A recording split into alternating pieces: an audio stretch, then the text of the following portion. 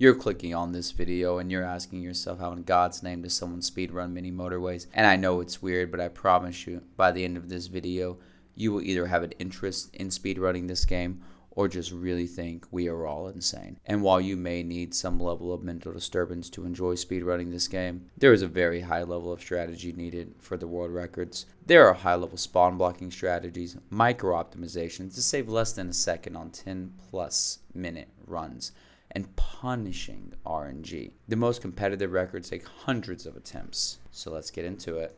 The most popular category is clearly the 100 commuters IL run, where IL runs mean specific maps or cities. You also see this in the full game runs, where you compete on 3 to 4 different maps to get 100 commuters each. This is the category I am the most experienced with and the one I feel I am most qualified to speak about. But there are other categories I will briefly mention, such as the 250, 500, 1000, and 2500 commuter categories. There are 160 world records for hopeful runners to take overall, so come take them. Before we discuss the tech, I will discuss a bit about myself. I'm the current world record holder for the America full game, Europe, and Asia full game. I also have the London, Beijing, and Moscow IL world records.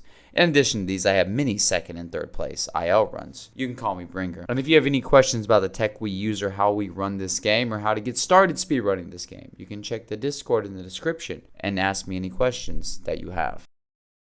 Let's discuss the tech we use to speed up runs. The number one tech is spawn blocking. By not allowing any 6 spaces to be clear, you can control where factories spawn. This is crucial for 2 reasons. Number 1, it stops you from getting factory spawns where they would slow down time. And number 2 is a bit more complicated. Back when the game first came out, and now still depending on situations such as things like factory indices, house spawns, and motorways, if you can spawn block an entire map, there is a chance for an infinite run. To prevent this, or to try and prevent this from happening, the developers added an update to the game so that when a new factory can't spawn, the number of pins will increase drastically. The idea is that if you never spawn a new factory, then you will instantly lose as the number of pins outweighs the cars that can enter the factory itself. Spawn blocking is explained in slightly more detail in the link in the description below. That brings us to what I call the 1-2 factory dilemma. The question of when to spawn a second factory is honestly incredibly complicated, and I am not sure I understand it 100% myself. But if you look at the current world records that utilize this tech, you will find they tend to spawn the second factory around the 55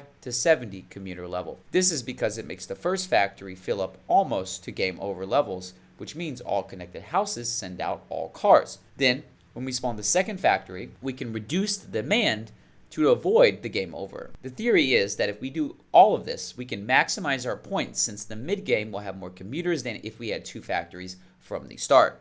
This can change depending on the level, like on London IL runs, up to 4 factories are used, and other maps can also use 2 factories such as Manila. Why it changes per level is not an 100% understood mechanic. It's more so something that we have learned through practice and to an extent some fieldcraft. A minor tech that is used by one of the most dominant runners is a small auxiliary road connected to some factories. I like to call it the Paseco curve. The theory behind this is that it reduces in-game congestion by reducing the likelihood that cars get stuck, which is common with higher commuter number runs. It could provide a small time save for 100 commuter runs, but a way to test this reliably has not been determined.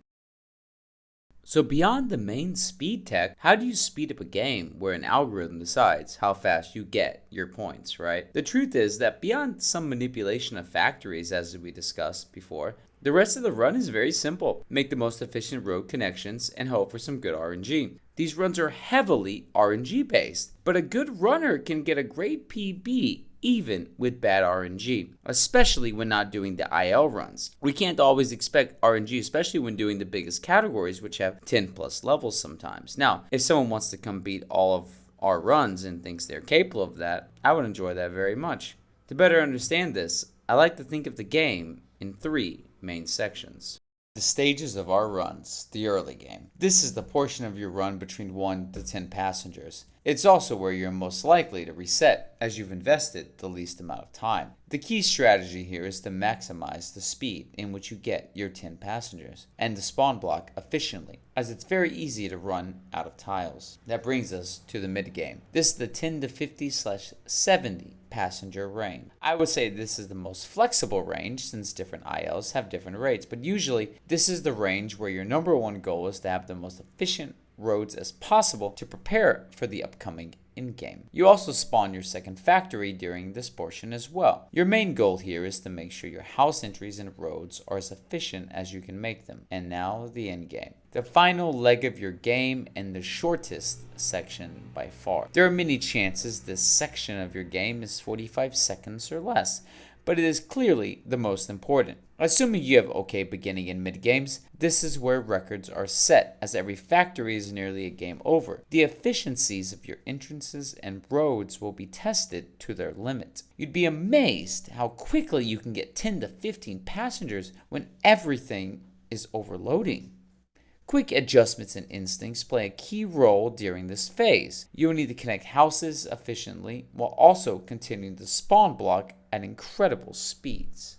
To really wrap everything up, mini motorways speedruns have a mathematical limit to how fast we can go. We all know this, but based on the sum of the best splits from the various runners, no one in the world is even close to the top speeds. There's a lot of mysteries in this game. There's new tech to be found, new strategies waiting to be discovered, and just maybe someone watching is the one that finds these things. A like and subscribe would be huge for me. Again, if you have any questions about running this game, hit me up on the Discord in the description. I'll help you out as best I can. I stream mini motor race quite often at my Twitch at itspringer. I hope to see you there. Goodbye, and thanks for watching.